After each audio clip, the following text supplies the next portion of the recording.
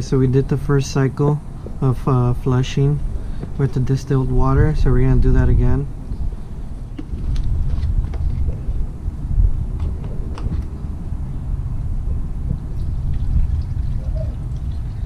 So we're gonna flush the system again. You have to have the bike turned on,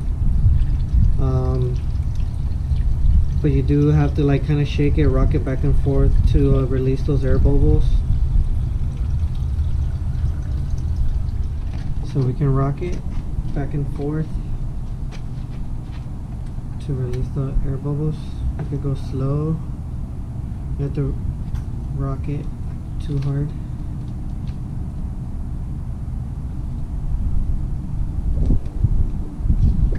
Here, you can see the air bubbles coming out. So I'm just rocking them back and forth to release all the air bubbles.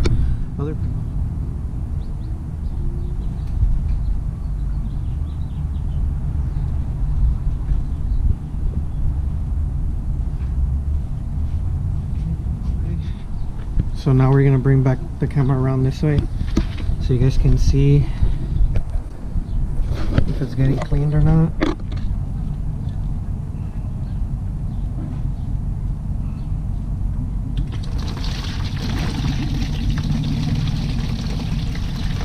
So I can still see some coolant, but it's not as bad as the first time that I drained it or flushed it.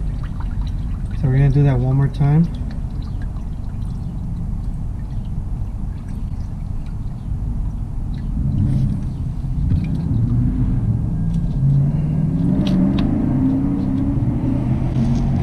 And this time was with having the bike turned off. You can turn it on to run the water through the system, but so this is going to be our second flush. So let's see how bad it looks. Second.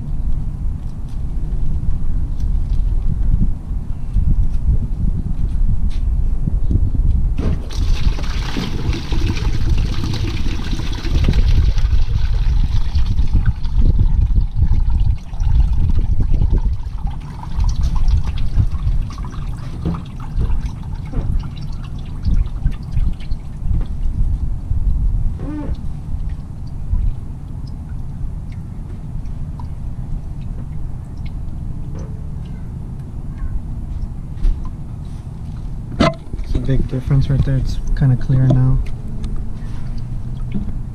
So now you're pretty much ready to add on the coolant. So we're gonna go ahead and put the clamp down on the hose and put everything back in place.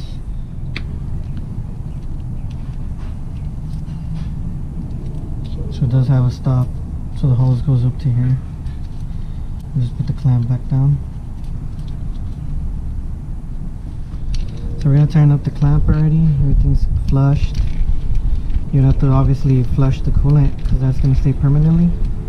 I'll show you the type of coolant that I'm going to be using.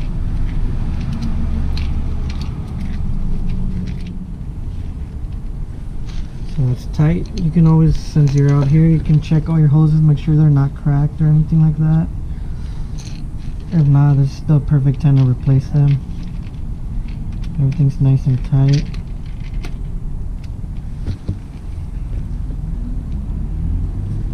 So we're gonna go back around on the other side and put the coolant. I'll show you the coolant that I have right now too. So I have here the Engine Ice Performance coolant. That's what I'm gonna be using.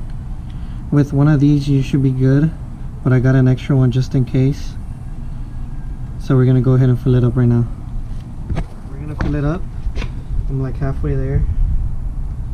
So I'm pouring it in there, so try not to catch any air bubbles. Either way, we're still going to rock it, but you're not going to flush the coolant, obviously. Just go slow, take your time.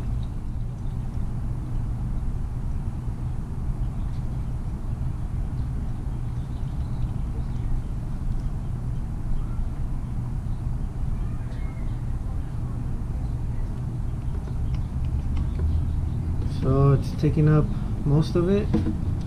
I see the air bubbles coming up. You can shake it. We're gonna fill it up again to the top, and then whatever's left you can fill up the reservoir.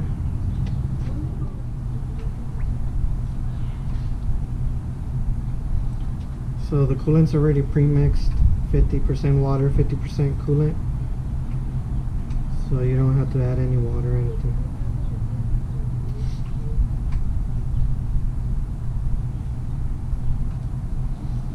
So it's all the way to the top. We're gonna turn it on,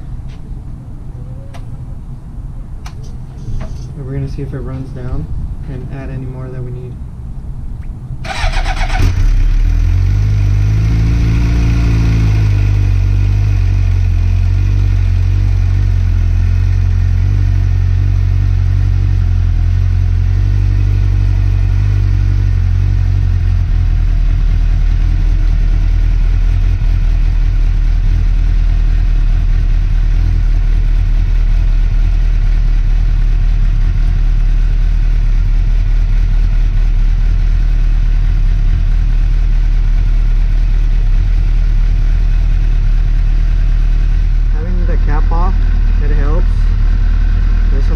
Going through, so that's really good.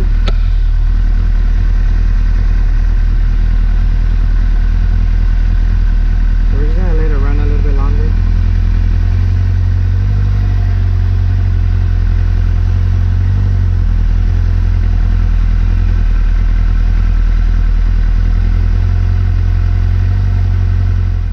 So a lot of air bubbles came out.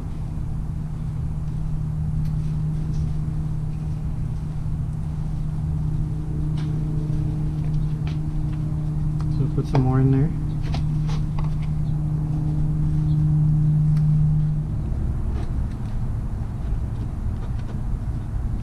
So it's on there, so now we're going to fill up the reservoir in between the two lines.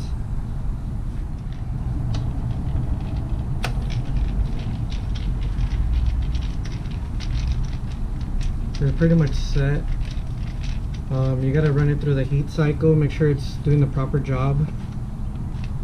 You don't want it to be boiling the coolant because you have air bubbles or anything like that.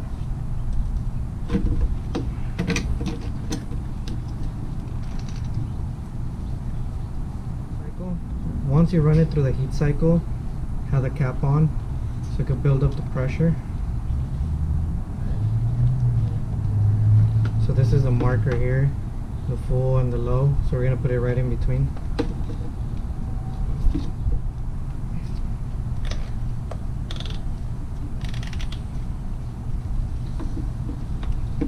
Put everything back in place. We're gonna put the radiator cap back on, and now we're gonna do the process of checking the coolant, make sure it's not overheating. I got a lot of air bubbles out, so now we're gonna check the temperature of the radiator.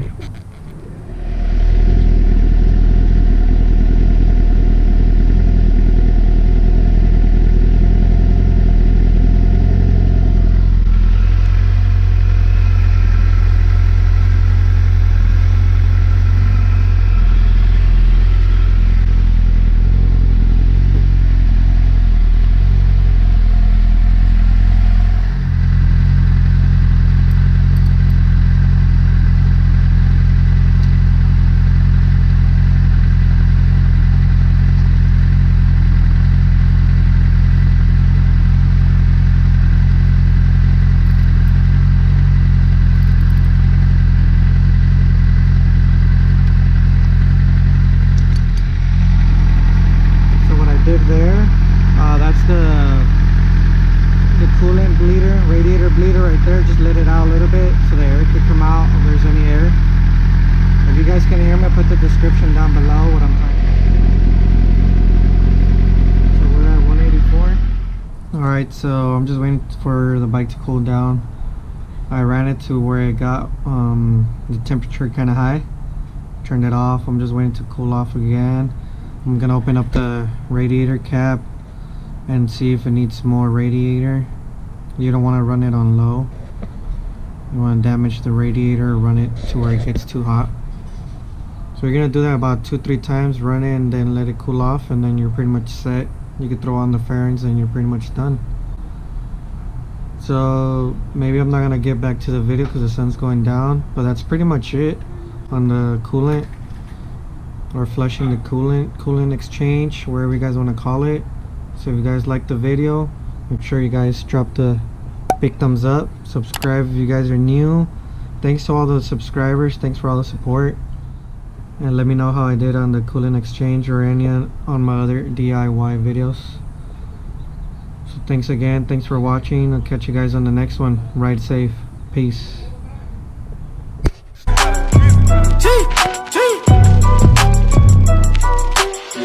Back home smoking legal.